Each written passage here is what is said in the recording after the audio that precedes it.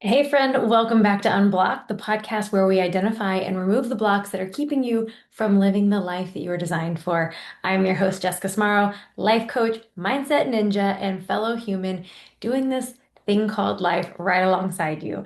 And today I want to start by sharing a fun fact that you may or may not know about me. But nearly every morning since January 1st of 2015, so anyone who's keeping track, it is now 2025. So that's 10 years, y'all. Nearly every day for 10 years, I have started my day with what I call my spirit call. No matter what the season of life I've been in, this call has been a steady place that I start my day. And the time over the years has changed a little bit. We used to go as early as 6, 6:30. On the weekends, we even go as late as 7:30, but the core remains the same that every day we start with a small group of us, we gather virtually and we read a section from a spiritual text, and then we sit in quiet reflection or meditation, and then we chat about what came up during that quiet time. And the reading that we sat with the other day is really what lit the match for today's episode. So I'd like to read this to you, or a portion of it. Let me grab my phone here. Oh, y'all, do you see what just happened there? I'm at that age where I have to push the phone back a smidge to be able to read. Here's what it said. The peace of God is everything that I want. The peace of God is my one goal, the aim of all my living here, the end I seek, my purpose and my function and my life while I abide where I am not at home. And it was that last sentence that really got me. While I abide where I am not at home. And it's one of those times like where it's like a truth that hits somewhere deep and in like I already knew it, but I'd kind of forgotten it. And that's often what wisdom looks like, right? It's how it works. It's not necessarily new information, but it's remembering something that was already inside. And that last sentence got me, that while I abide where I'm not at home. And as we reflected on it, one of my mighty companions said something that made us all pause. She said, "It helps me remember I'm just visiting. Like, I'm just passing through." And immediately we're all like, okay, we all need t-shirts that say just visiting. Okay. It's just serve as this reminder that like this isn't the final destination. Right? Like maybe we don't need to hold things so precious, right? We're not here to own it all or fix it all or carry it all, that we're not here to micromanage the universe. We're just here to pass through and participate with life, to be present to life. And so it's one of those North Star lines, right? Like something that helps us calibrate our compass to. I'm just visiting. And then, like most things, that hit some like deep spiritual reflection, the idea came with some tension, right? Because um, as I think of like just passing through, right, the way that we live often communicates something different, right? If you're anything like me, we tend to cling or grip or hold tightly onto things like jobs and identities and roles, resentments, relationships, just old stories about ourselves and other people. And we hold on to them like they're permanent, and we hold on to them like they define us, and we hold on to them like as if letting go means that we're letting go of something that is who we are, maybe, or just deeply a part of who we are. And so that brings me to the theme of today's episode, which is you all have probably heard of FOMO. With most of you, when I say that, just tell me what comes to mind, repeat after me, the fear of missing out. But today, what I want to talk about is a different kind of FOMO, and that is the fear of moving on. Because if we're honest, that's the fear underneath a lot of the stuckness that we feel in life. It's not that we're missing out on something ahead, but we are afraid that we might miss out on something that we leave behind, that somehow there's a loss. So I want to start there. There's a strange comfort in the familiar, even when it's painful. Listen, like how many of y'all have heard the saying, like the devil we know is the better than we don't? It's like, oh, we prefer familiar over unknown all day long, right? Our primitive brain loves that because unfamiliar is dangerous, right? And that's the story that your primitive brain, let me be clear, that's the story your brain tells you, that's not factual, okay? The like, but think about this, like the things that you hold on to that even when they're painful, like the job that drains you, right? But it gives you a title, right? Or the relationship that's suffocating, but it validates your worth somehow. Or the routine that you're just numbed out by, but it feels safe, it's familiar. And so we tell ourselves that we're being responsible, that we're being loyal, realistic. But often what we're really doing is just avoiding the unknown. And because like the reason we do that is because it can be hard to move on. Like, and it's not because we don't want more, right? It's because letting go of what is, even if it's not great, feels like a loss. And it's not, y'all, it is not just the big things. Like sometimes it's the small symbolic stuff too. So I want to share a story with you that's kind of gross. Okay. So if you are eating right now, this might be a good time to pause, either the eating or the podcast. Okay. Because the story's a little gross. So at the beginning of the year, some of you may know, I was training for a marathon, and after 4 months of training and lots of miles, there was enough pressure and just jamming my toes, I guess, into my shoes that they started to, let's say, like, detach. I know it's gross, but stick with me, okay? This has a point. So a few weeks ago, it became clear to me that one was going to fall off, but I really didn't want it to. So I put a Band-Aid on it. Just that, like that'll do the trick, right? As if that I could just defy all like biology. But I was holding on to it because my brain was saying things like, "What if it never grows back?" And also, it was the unknown. Like I was like, I don't know what's underneath. I can't see what's underneath there, and I was afraid it would hurt. Um, my brain was like, hey, this has never happened before. I don't know what to expect, but it's obviously going to be terrible. I don't know what it is, but for sure it's going to be terrible. Like that's what's running through my brain. And as some of you might guess, after the end of session one day, I'm sitting in my office, I look down and I notice that the Band-Aid's on the floor along with my toenail. I know, gross, y'all. But here's what I want you to hear. It didn't actually hurt. And there was a whole healthy toenail already underneath there. Like the worst part of it was like it ruined my pedicure. The rest of my toes were painted a lovely shade of milky white. That one was like, oh, here's a fresh new toenail. The one that had been the pedicured one was on the floor. But it was one of those moments, and like, y'all, it felt like what like an IRL version of that Jesus meme that gets passed around the internet or on social media. Like y'all might know what I'm talking about. It's the one where it's like the little kid is clinging to a tiny little stuffy, and meanwhile, Jesus has this giant stuffy behind his back. Y'all, so we have this fear of moving on because we're afraid that what comes next is going to be worse or it's not going to be as good as what we're letting go of. But what if what we're really letting go of is this tiny little stuffy? And in exchange, we could get something that's so much bigger. Like, show of hands, how many of you have had this happen where you finally let go and you're like, one, why didn't I do this sooner? Right? Anybody else? But also, you're like, this is so much better than what I could have even imagined. Okay? So, permission to consider the possibility that the unknown might be better, right? So the moral of the story here is sometimes we're holding on not because something serves us, but because we're afraid of what comes after. So we grip things like decay, even in the case of me, okay? And we call it safety.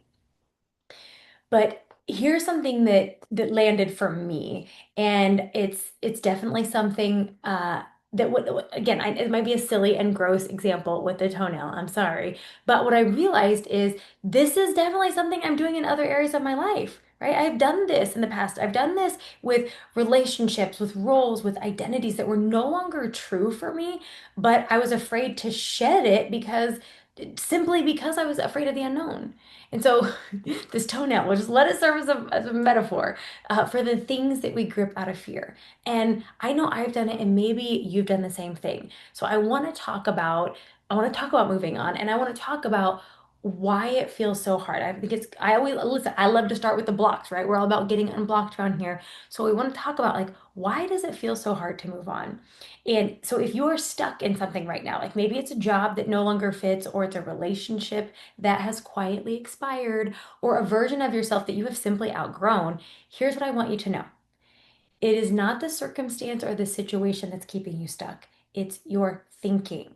right? As the mindset ninja, I need to point out to you that your thoughts are the entire game. When we're afraid to move on, it's not because the next thing is objectively bad or unsafe. It's because there are sentences in our brain that are telling us a story about what letting go will mean. And that story feels terrifying. I want to underscore, emphasize the feels part. Like it feels scary, but it's not true. Like there's nothing factual about it. It's just a story, often a practice and a rehearsed one that seems true, but is not in fact true. So I want to walk through this together and I want to share some of the thoughts, some of the culprits that stick around that might be those thoughts that fuel the fear of moving on. And I'm going to cover several of them. One of them is what if I regret it? And this one shows up a lot. And like I said, like think about it, like it sounds responsible, right? Like we're being cautious and it's protecting you, but notice what if I regret it? That is absolutely anchored in fear. Like that doesn't leave space for vision and faith and like self-leadership. It assumes that future you is going to be worse off and will blame past you for making the change. That thought doesn't create growth, it creates paralysis. And another version of this, actually, just a client today said this. She said this as a reason that she was holding on to her current job instead of pursuing one that, y'all, her words were, I come alive, right? This other job is like one where where her soul comes alive. But she was holding on to her current job because her brain was saying, what if I'm not successful at it? And y'all, here's what I said to her. Good news. I was like, here's the good news. You already aren't, right? Her brain was like, I'm afraid that I won't be successful at this new job. And I'm like, hey, great. You already are not successful at the new job because you're not even giving yourself a chance to try it. So, bad news, good news. Bad news is you're already not successful at it. But the good news is you absolutely can like overcome the fear of not succeeding because you're already not doing it and you didn't die. Right? So permission to carry on. So think about in your life this place where that thought might be keeping you stuck. Like, what if I regret it? Or what if I'm not going to be successful at this next thing? Or what if it doesn't turn out? And you might think like, hey, you already are living that reality, right? Here's another one is I've already invested so much time. Yeah, how many of you have engaged, again, show of hands, in the sunk cost fallacy? Like this is what keeps people in 10-year relationships that they outgrew 3 years into it. It's what keeps you employed someplace where you have already outlearned everything that you were there to learn and outgrown the role that you're in. The idea that past time invested somehow obligates future time commitment is wild, right? The truth is, it's like time spent isn't debt. It's not something that you owe more of. That thought just keeps you recycling the past instead of actually stepping into and creating your future.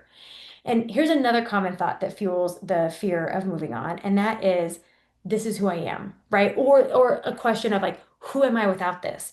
And this one feels existential, right? Like if your identity is tied to a job title, a relationship, or a story about yourself, of course you're going to resist letting it go. Your brain thinks that letting go means you're going to disappear, right? But the truth is, you're not the thing that you're attached to. You're not a nurse. You're not a police officer. You're not a pilot. You're not a mom. You're not a spouse.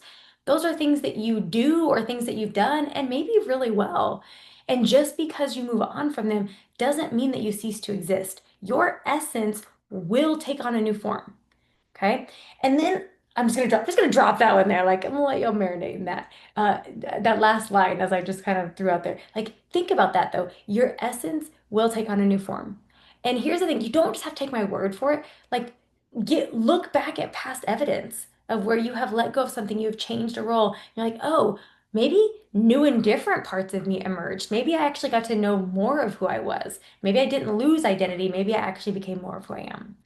Um, Here are a couple others I want to hit on that have sort of the social flavor that fuels the fear of moving on. And it's thoughts like, one, people will judge me, or what if I let people down? Oof, right? Yeah. So let's start with the fear of judgment. Here's what I have to say about that. Of course they will. That's what people do. And you know what else? Like, again, good news, bad news. They're already judging you. Like, people are already judging you, and you have not died one time. Okay? They're already judging you. They're judging you for staying. They're judging you for playing small. They're judging you for waiting. They're judging you for the yellow shorts that you wore to Mahjong. Like, who knows, right? Like, they're judging you for all kinds of things.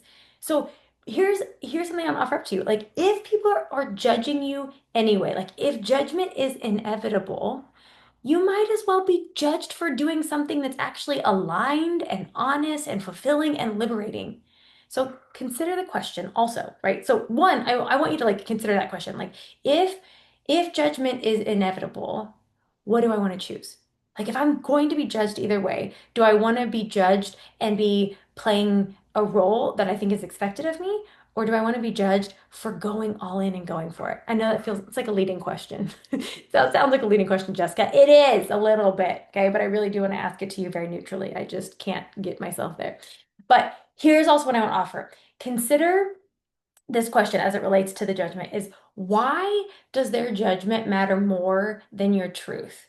Like, why does their judgment matter more than your calling? Why does their judgment matter more than the seed of something that was planted inside of you that was meant to be unfurled and expressed in this world? Why does somebody else's judgment matter more than that? Okay, also sounds leading, right? Maybe it is. And on the what if I let people down side of things, that one can be grippy, right? Like I've actually heard that from a couple of people today is like holding, like I'm afraid of letting my people down. I care so much. Like, and this is what I want to offer up. It's a brilliant nugget that I got from one of my coaching mentors. And I'm going to invite you to get your pen out or your little notes app on your phone because you're going to want to write this down. If this is a thing that has kept you stuck and kept you from moving on and kept you in places that you know are no longer serving you, if the fear of letting people down has gotten in your way at any time in your life, write this down. And this is it. If someone is going to be disappointed or let down by your decisions, don't let it be you. Right? I'm just going to pause there for dramatic effect. Like I just heard your brain explode a little. You are welcome. Another thought that keeps us holding on long past the expiration date is this. If if I walk away, I'm giving up.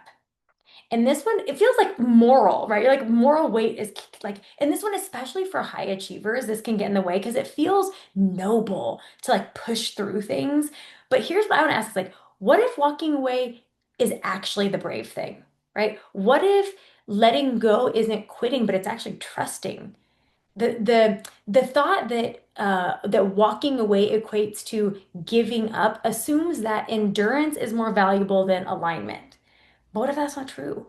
And if this one, I just want to offer up, if this one is sticky for you, check out episode 135. Maybe y'all heard this one, but that was the one I did with Hannah Rose. She was a guest, she was a cast member on Survivor. And we went deep diving into when quitting can actually be healthy. So if I'm giving up, if like walking away equates to giving up in your mind, check out episode 135. And the final thought that I'm going to hit on as it relates to the fear of moving on is at least I know what this is, right? It might not get better. And listen, this one hits on the familiarity one, right? Like, how many of you have had this thought that, like, again, this one goes back to like the devil we know is better than the devil we don't. But here's what I want you to know is that thought, at least I know what this is. Like the other thing might not be better. That thought creates a life of quiet desperation. That thought leads to a life of settling. And it's the ultimate play small mindset, right? You are trading expansion for predictability. You are trading joy for mediocrity. But safety is not the same as aliveness, and certainty isn't the same as peace. So, if any of these thoughts feel familiar to you, good. Okay, good. Don't freak out. It's like that's just your brain being a brain. Like that is just your brain being human. It's what you're, it's fine. Okay, this is not an indication of failure. This is not, I had a client today that she's like, what is wrong with my brain? I'm like, no, this is literally all of us have these thoughts. They're just unexamined thoughts. Like if they're running the show, it's simply because they're examined. But here's the magic. Thoughts are optional. I'm sorry, did I say examine? They're unexamined thoughts. Like they're just, we need to bring awareness to them so that you can see this is just a thought my brain is offering up. And we know because we listened to our friend Jessica that thoughts are optional. They are not facts. They're just sentences in your brain. And they're often just sentences that your brain has rehearsed a lot. And that makes them seem important. But you get to choose. You get to choose different ones. If you bring awareness, like we just did here, here are some thoughts that might be fueling FOMO, the fear of moving on. And now that I have awareness of them, I can choose differently because they are optional. So I want to give you some other thoughts to try on so that you can see what it might be like, what possibilities open up if I just change a thought. And now listen, the thoughts I'm about to offer up, they probably aren't going to feel believable. Some of them might, but just because they don't feel 100% true yet doesn't mean you can't start practicing them. Uh, like it's like think about it like breaking in a new pair of shoes, right? They might be a little stiff at first, but with enough repetition, like they might become your new favorite pair of shoes. So let's start by trying this one on. Letting go is an act of trust, not failure. Just try it on, like, see, does it feel true at all? If not, that's cool. But just explore the possibility that that thought anchors you into your own agency. Like, you're not abandoning anything, you are aligning. That is power. Letting go is an act of trust, not failure. Another one that I really like is I can love something and still leave it. See, you like, I like made my own face there. Like, I can love something and still leave it. That might be a hard one to swallow, and you might be scratching your head. But I just want to offer up like, you don't have to manufacture anger or resentment to justify change. You can gently leave. That is emotional maturity. And I actually coached somebody on this today because he was using hate to give himself permission to leave a job that was no longer serving him. But here's the wild thing that's happening. It was like in that hatred, he was denying himself support at work. Like there were facts that some people might interpret as like, oh, that was supportive, but he could not receive that. Like he wasn't able to receive the support because he was committed to this idea of I have to think negative things about the people at work so that I can have the fuel that I need to leave. But what if anger and hatred and resentment are not necessary? What if you don't have to rationalize leaving? It's possible that you could love something and still leave it. Just gonna drop that one there to try on. Another one that can support moving on is I'm allowed to change my mind. That one sound like it can sound really simple, but think about how often, again, it's that like sunk cost fallacy, right? That like I made a decision once and I don't consider that I might be a thinking and evolving human, and maybe it's possible that I'm actually supposed to change, right? So if I'm allowed to change my mind, that might be the permission that you need to right here, right now, you get to choose again. And another one that I like is I am not what I've built. I am who I choose to become. This one helps with the detaching from your resume, your legacy. Like you are the creator and not the product. And that gets to go with you wherever you go. Another one that you might try on is staying stuck doesn't honor who I am now. Okay. And this is a little bit like related to the I'm allowed to change my mind, but this one is a little bit feels like a little more supportive. Like staying stuck doesn't honor who I am today. It's like who you were isn't who you are now, and who you are now deserves what they want to. Like if the version of you today wouldn't choose this, that's important data. Like what today you want matters just as much as the past version of you who made the decision originally.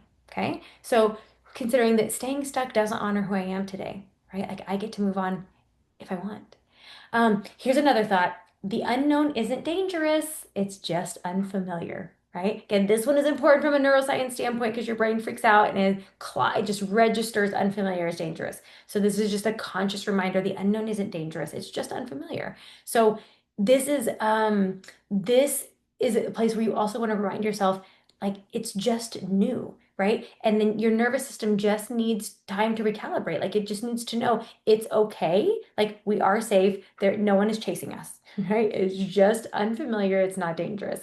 And then the last one I want to offer up is moving on is how I make room for what's next. You cannot receive what's next with clenched fist. I remember being like a little junior baby clinician, and I remember a supervisor holding her fist like this, like you can't receive with closed fists, right? So this thought reminds you to unclench. reminds you to exhale. It reminds you to clear the clutter so you can make space for possibility. And now, listen, the goal of this work and offering up some alternative thoughts, it's not to slap affirmations on top of the fear. Like, this is really so about excavating the thoughts that are keeping you stuck, examining them without judgment, and then intentionally choosing new ones that will actually just like serve you and becoming the next evolution, the next edition, and the next iteration and version of you. And remember, your life is not being shaped by your circumstances. It is being shaped by the sentences in your brain, like the stories that your brain is telling you about the circumstances. So if you want to move forward, start there. You don't have to push harder. You could just think different. Like how easy is that, right? Like you don't necessarily have to change a bunch of stuff out there. It might start by just a few 1 degree or 3 degree shifts in how you think. So I wanna bring this back into the just visiting our t-shirts, right? Just visiting, and talk about what happens when we live from that place. Like some people are afraid of that sort of like concept of, oh, I'm just visiting and holding things preciously. They're afraid that they'll experience apathy or detachment and numbness, and that maybe they'll check out on life. But you might find that this idea of just visiting, it's not about pretending that you don't care. It might actually create the opposite.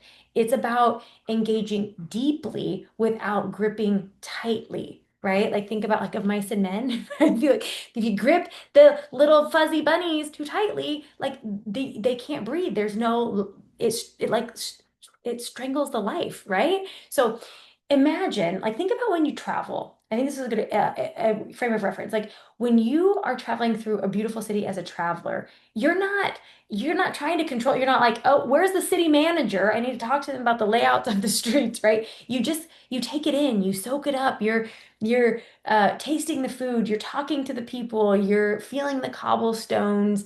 You're feeling the sun on your face. You're present and open and curious because you're not trying to own it. You're not trying to change it. You're simply participating in it. And that is what this like that's what this idea of just visiting can bring to life. Like this idea of what if like we're just visitors, right? Like life is just a moment. It's a glimpse, it's a breath. It's just like an instant in the drop of time.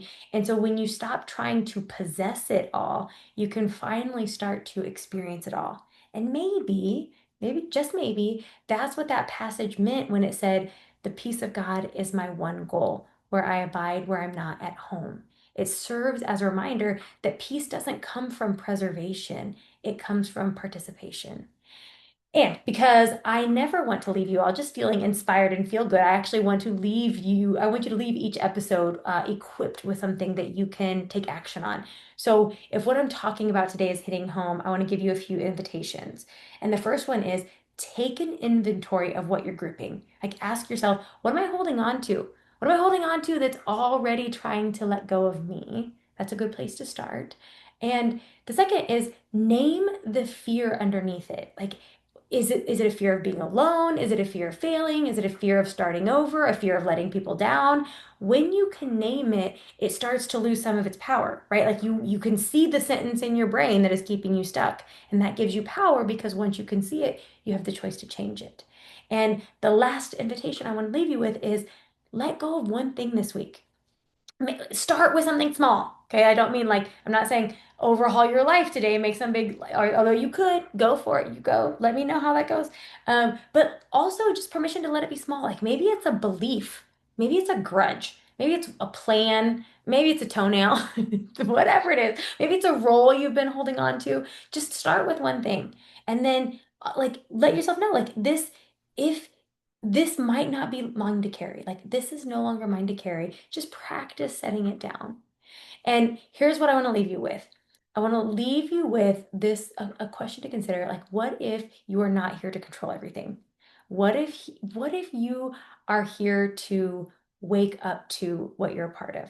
What if you're here to live, to feel, to explore, to participate, not to cling, not to stay stuck, not to stay stagnant?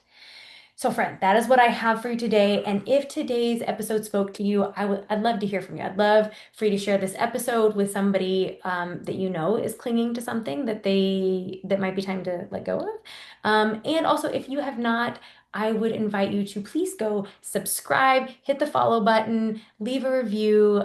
Doing so just ensures that those who need to hear from the Unblocked podcast do so. And also tag me on social media at Jessica Smarro. Tell me what your takeaways are. Tell me your transformations. I would love to hear what this episode stirred in you.